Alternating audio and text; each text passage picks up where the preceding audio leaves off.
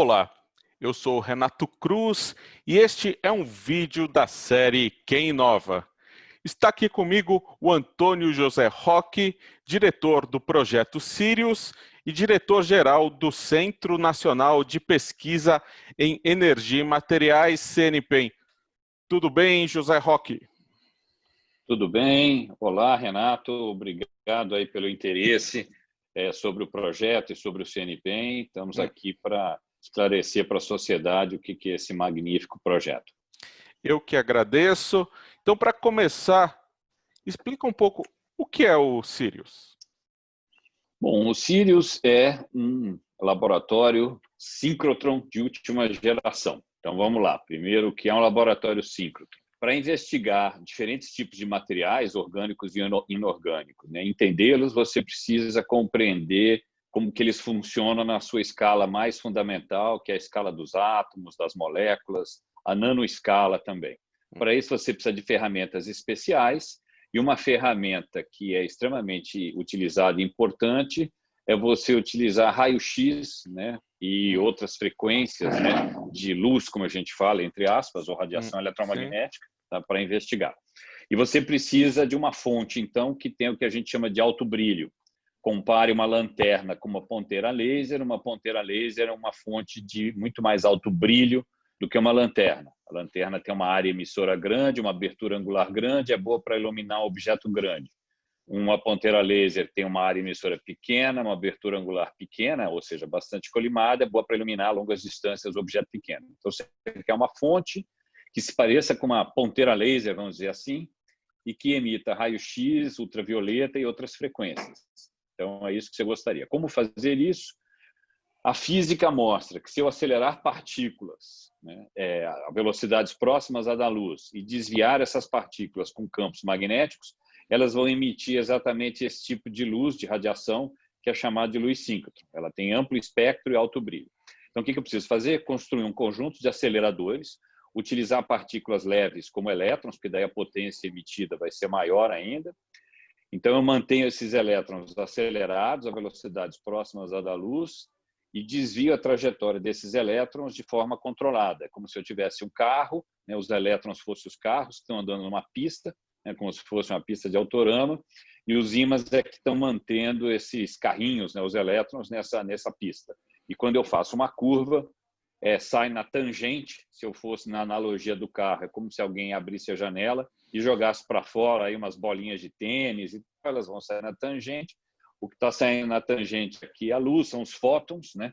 E aí eu coleto essa luz nas chamadas linhas de luz, que são estruturas, né, que são distribuídas no entorno desse acelerador, e essa luz, então, é direcionada e condicionada para atingir diferentes materiais, uma célula, uma proteína, um pedaço de cimento, um pedaço de um material como aço, ou seja lá qual for o objeto de interesse, né?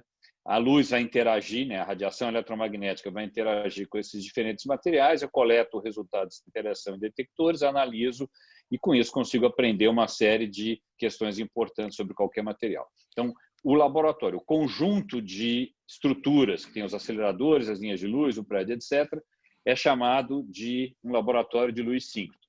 E o Sirius é exatamente um desses no que tem de mais avançado na tecnologia hoje para gerar esse tipo de luz. Então, isso é o Sirius. José Roque, e o Sirius e o CNPEM estão localizados em Campinas, interior de São Paulo, né? Para as pessoas terem uma ideia, qual é o tamanho do Sirius? Como você falou bem, o Sirius está dentro do Centro Nacional de Pesquisa em Energia e Materiais, né, que é o CNPEM, que é uma organização social, acho que é importante chamar a atenção, é um ente privado sem fins lucrativos, que assina um contrato de gestão com o Ministério de Ciência, Tecnologia e Inovações. O CNPq em si tem 4 laboratórios nacionais de biociências, de biotecnologia, quer dizer, de biorrenováveis, de nanotecnologia e o laboratório de luz síncrotron, que hoje é responsável pela construção do Sirius. O Sirius, ele tem a parte civil dele, vamos dizer assim, que é o prédio que agrega todas as estruturas, né, de aceleradores e linhas de luz. É um prédio de 68 mil metros quadrados, né? Ele, quando você olha de fora, ele parece assim uma donut, como se fosse uma rosquinha, né? E parece um estádio de futebol. das dimensões de um estádio de futebol, né?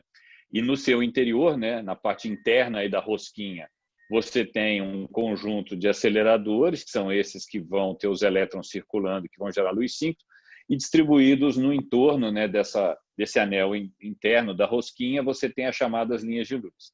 Então, é uma estrutura bastante significativa, né? O prédio em si a gente considera que faz parte do próprio laboratório, porque ele tem requisitos bastante especiais para garantir estabilidade da movimentação dos elétrons e dos experimentos. Então, nós temos o prédio, um conjunto de 3 aceleradores e o conjunto de linhas de luz distribuídos nesse complexo. E a primeira pesquisa do Sirius que está acontecendo já tem como tema coronavírus, né? Explica um pouco o que é essa pesquisa. Muito bem. O Sirius, ele é um projeto desenhado, né, para poder atender aí a comunidade científica e industrial brasileira por décadas. Tá? Então, ele tem uma capacidade, quando totalmente, vamos dizer assim, completo, né, todas as linhas de luz instaladas, para algo em torno de 40 linhas de luz. Tá? Essa primeira fase que a gente fala que está sendo financiada pelo governo federal, que, vamos dizer assim, a gente espera conseguir entregar ela pronta até o final do ano que vem, ela prevê os aceleradores, o prédio e 14 dessas quase 40 linhas de luz. Perfeito. Então, nós estamos, nesse momento, trabalhando, né, e quando iniciamos o ano, vamos dizer assim, esse ano de 2020, nós iniciamos com a perspectiva de entregar até o final de 2020 6 dessas 14 linhas de luz. Aí, obviamente, chegou o Covid, né? Nós tivemos que fazer adequações da nossa velocidade de trabalho e das nossas atividades para garantir, né, a saúde dos nossos colaboradores, né, evitar aglomerações. Mas nós priorizamos, então, dentre essas 6 linhas de luz, a linha de luz dedicada ao que a gente chama de cristalografia de macromoléculas. É uma coisa importante, né, uma pesquisa importante para a biologia molecular estrutural, ou seja, para entender a configuração tridimensional de proteínas, por exemplo, de macromoléculas em geral, mas de proteínas. E por que isso é importante?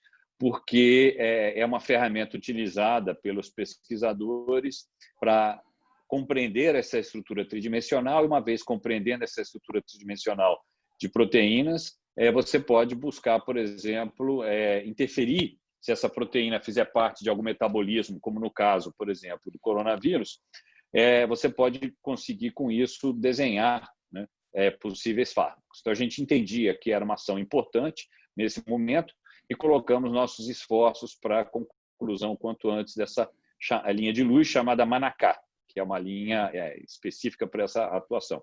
Então, ela foi, de fato, concluída, acho que foi ainda em julho, né? Ela começou a ter os seus primeiros, vamos dizer assim, que a gente chama de testes, né?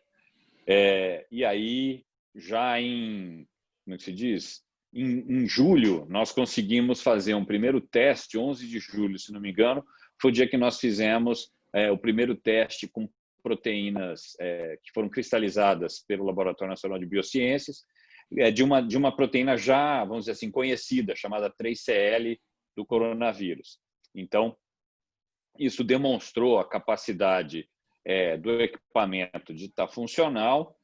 Aí alguns outros ajustes foram feitos de tal maneira que a gente daí pôde liberar para a comunidade externa ao CNPEM vir fazer experimentos. Tá? E isso ocorreu agora nesse final de agosto, né, de 2020.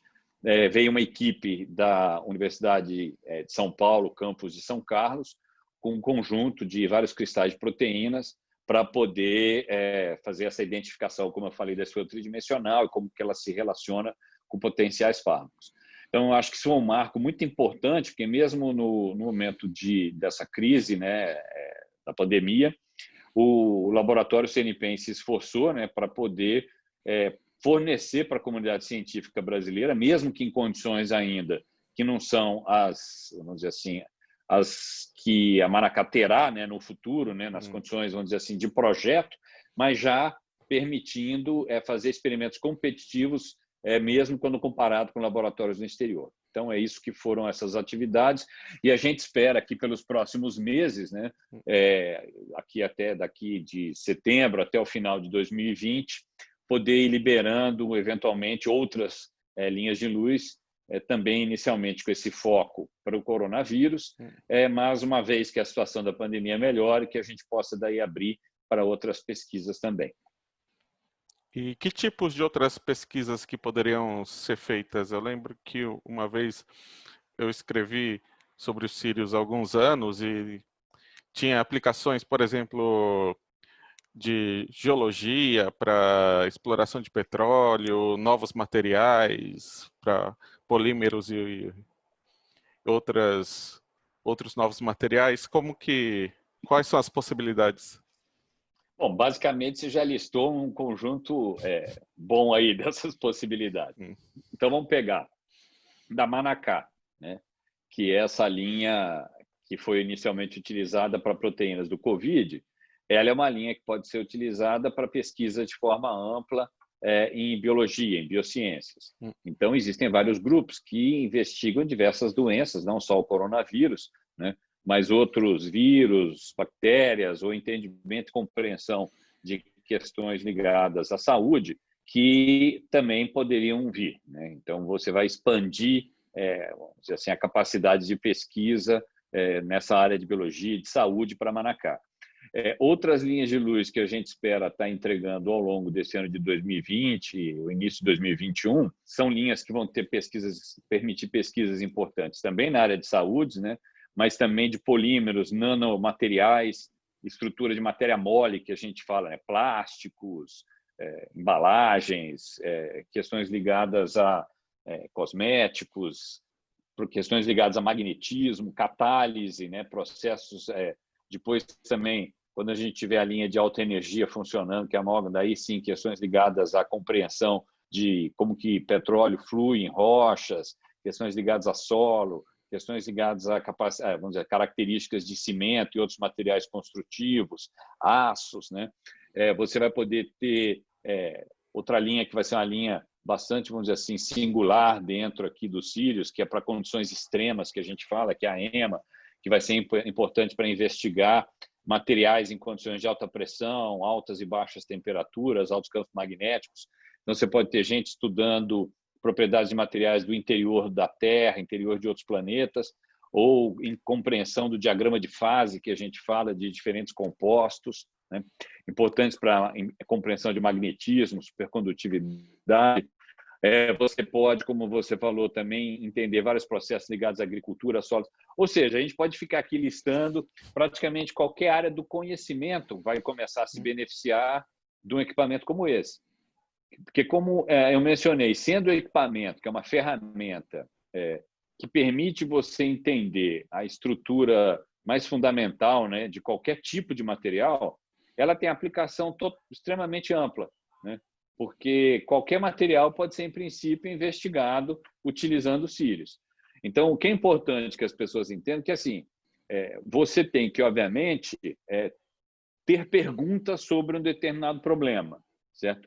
Questões ligadas à energia alternativa, células solares, fotossíntese artificial, ou problemas ligados a uma determinada questão de saúde. Aí você vai, entre aspas, mapear esse seu problema em perguntas que envolvam essas estruturas mais fundamentais da matéria. Como que os átomos se organizam, como que tem uma reação química, como que o seu sistema se organiza nessa escala nanodimensional, desculpa, que é uma escala importante para vários processos. E aí sim, esses pesquisadores vão acessar os Sírios e as diferentes técnicas, né, que vão ser disponibilizadas para ir respondendo essas suas perguntas. Tá? Então, essa é a dinâmica, vamos dizer assim, de utilização de um equipamento como esse. Um acelerador de partículas não é um equipamento comum em países em desenvolvimento, né? Como que está assim, a disponibilidade desse tipo de equipamento aí em outros países? Olha, assim, primeiro vamos qualificar acelerador de partículas, né? Acelerador de partículas, eles têm um espectro amplo, né? Sim. Você pode ter pequenos aceleradores de partícula, né? Que tem aplicação médica, aplicações industriais. Esse você pode comprar, adquirir, né? E existem vários até que o Brasil e outros países têm. E você pode ir na outra escala, que seriam os grandes aceleradores de partículas, são chamados de colisores, para entender agora a estrutura mais fundamental da matéria, né? Como o LHC, né? Que é aquele grande acelerador de quilômetros do CERN. Então, são dois espectros, né? E os aceleradores, como esse que nós estamos falando, que é do tipo do Sirius, né? Ele é parente, vamos dizer assim, do CERN, desse acelerador lá do CERN, porque a tecnologia é semelhante, só que lá eles aceleram prótons para colidir, né? Uns prótons contra os outros, ou núcleos contra os outros, para investigar lá a origem do universo, do que vamos dizer assim, a estrutura na escala dos quarks e tal. A gente tem o mesmo tipo de acelerador, né? Só que agora acelera elétrons e não colide esses elétrons. Tá? Então, esse tipo de acelerador, como o Sirius, ele é focado na compreensão de qualquer material na escala de átomos. Agora, você não vai querer entender a estrutura interna, né, do núcleo e tal, é da escala dos átomos. E, portanto, ele é extremamente importante em várias aplicações nossas do dia a dia. Então, com isso, todos os países, né, que são desenvolvidos, pegar Estados Unidos, países da Europa, né, como a Alemanha, França, Inglaterra, Suécia, Suíça, o Canadá, a China, Japão, Coreia, todos esses têm síncrotrons. Tá? Então, no hemisfério norte, há uma grande diversidade de síncrotrons.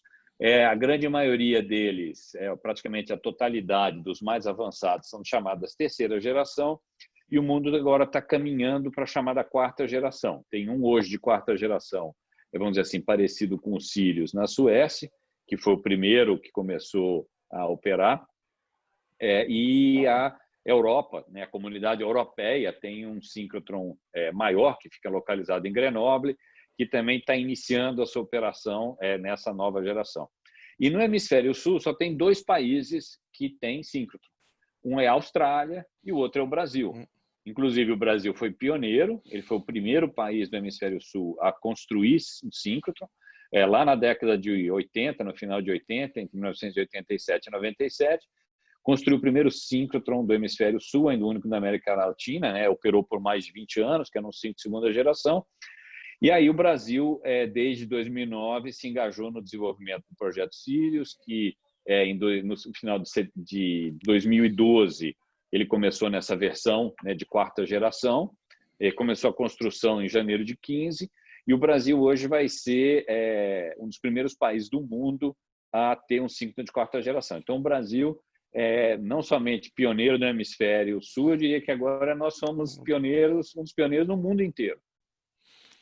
E como funciona quando um grupo de pesquisa ou até pesquisadores de uma empresa precisam usar o Sirius? Como que é esse processo?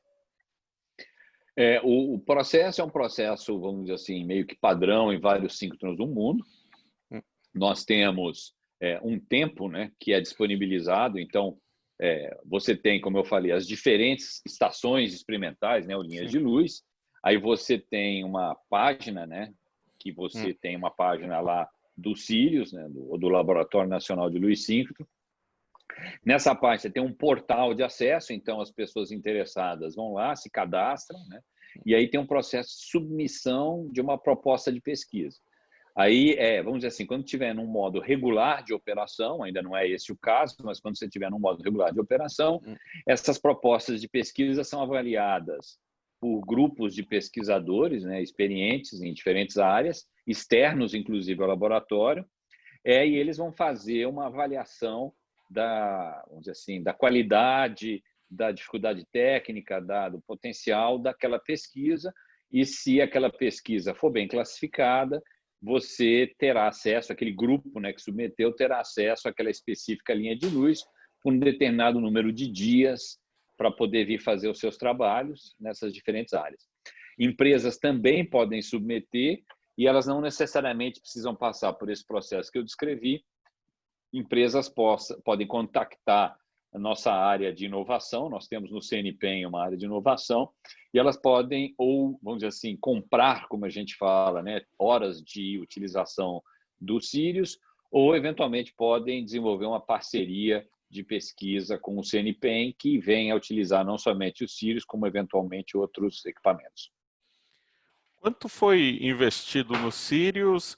Essas próximas fases já tem o investimento garantido, recursos garantidos? Como que a gente está hoje? O Sirius, ele, vamos dizer assim, inicialmente tinha uma expectativa de conclusão ao final agora deste ano de 2020, né? E o orçamento inicial era de 1,8 bi, quando a gente, em 2014, tinha feito essa previsão. Tá? Obviamente, todo brasileiro sabe da dificuldade que o Brasil vem passando, né? E agora, ainda mais com a pandemia, a situação ficou mais complexa, e isso obrigou que nós tivéssemos modificado o cronograma com a expectativa agora de conclusão no final do ano que vem, dessas linhas de luz e todas as outras instalações. Como vai ter um ano adicional, vamos provavelmente ter um adicional, né? Tem um recurso que nós temos que pagar o RH desse ano a mais e outras atividades. Então, a gente tem uma expectativa de que o projeto fique em torno de 1,9 bi, não de 1,8 bi. Tá? É um acréscimo em torno aí de 5%, mais ou menos, do setor original. Desses recursos, nós já iremos receber até o final desse ano de 2020, algo um pouco acima de 1 bilhão e 700. Tá? Então, a gente está perto da conclusão, tanto da parte orçamentária quanto do projeto em si, né, que, como nós estamos conversando, já está começando a dar os seus primeiros resultados. E, nesse momento, há uma negociação no Congresso, né, da lei orçamentária. Então, nós estamos aguardando ainda para ver o resultado do que será essa alocação orçamentária de 2021, para a gente poder ter certeza de que vamos dar continuidade e finalizar. Então, a gente ainda não tem informação até agora. A gente teve os recursos necessários para concluir essas 6 primeiras linhas de luz e as atividades que já foram descritas até o momento, mas a gente tem que aguardar agora o orçamento de 2021 para a gente poder, com certeza, responder a pergunta. Torcemos para que ele continue com uma prioridade nacional. E o Sirius já foi chamado de maior projeto científico do Brasil. Qual que é a importância dele para a ciência, tecnologia e inovação brasileira? Olha, eu costumo dizer que o Sirius ele é, muito importante para a ciência e tecnologia, mas eu acho que ele é um projeto importante para o Brasil, tá? Quase que para a história do Brasil, né? Da tecnologia e do desenvolvimento do país. Eu digo que ele é um projeto estruturante. Então, ele, número 1, né, será uma ferramenta que está na fronteira do conhecimento. Alguns experimentos, em particular, em algumas áreas, eles poderão ser executados do Sirius e em nenhum outro lugar do mundo, certo? Ou em pouquíssimos lugares do mundo. Então, ele coloca o Brasil realmente na fronteira como uma ferramenta, né? Obviamente, ele não é uma panaceia, ele não é uma solução, depende dos pesquisadores terem as ideias e virem utilizar. Então, número 1, ele vai permitir ciência de fronteira, né? Competitividade mundial. Segundo, ele é um formador de recursos humanos de altíssima competência e qualidade. Pessoas envolvidas diretamente na construção, as pessoas que estão engajadas na operação do Sirius, as pessoas que vêm sendo treinadas para utilizar. Então, formação de recursos humanos também, esse nível de fronteira do conhecimento. Ele tem tido, né, já tem tido um impacto na inovação tecnológica. Muito se fala em inovação. O Sirius, desses recursos que eu mencionei, do valor, né, que já foi disponibilizado, em torno de 85% foi executado no país. Envolvendo uma série de empresas, dezenas de empresas nacionais em desenvolvimento tecnológico, né? Em desenvolvimento de produtos e processos em parceria com o laboratório, pequenas, médias e grandes empresas nas mais variadas áreas que o Brasil antes não tinha essa competência e hoje tem, inclusive com capacidade agora de fornecer para o exterior. Então, o impacto no desenvolvimento de alta tecnologia, de inovação, qualificação de empresas, inclusive startups, várias patentes e tal. Um impacto grande na internacionalização e no respeito que a nossa ciência e tecnologia adquire, né? Então, ele é um projeto reconhecido mundialmente, é um projeto que terá a capacidade de atratividade de pesquisadores do mundo inteiro para vir utilizar, colaborar com os nossos pesquisadores, né? Um reconhecimento realmente internacional bastante significativo. E aí eu digo que, somando a tudo isso, né, é um projeto, então, que todo brasileiro devia conhecer e se orgulhar, é importante para a autoestima, porque ele é um projeto que demonstra, de fato, a capacidade do Brasil de projetar, treinar, desenvolver, construir e, eventualmente, operar um equipamento dessa magnitude. Então, eu acho que ele é um projeto que impacta, de fato, a ciência e a tecnologia brasileira, mas vai muito além, né? Eu acho que é um projeto, de fato, que É como eu brinco, eu sonho que cada brasileiro se orgulhe de que o Brasil conseguiu construir os Sírios e que foi possível fazer isso daí. Eu sou o Renato Cruz e este é um vídeo da série Quem Inova. Conversei com Antônio José Roque, diretor do Projeto Sírios e diretor-geral do Centro Nacional de Pesquisa em Energia e Materiais, CNPEM. Muito obrigado, José Roque. Muito obrigado, Renato, e obrigado a todos aqueles que vão nos escutar. E obrigado a você também que acompanhou este vídeo e até a próxima.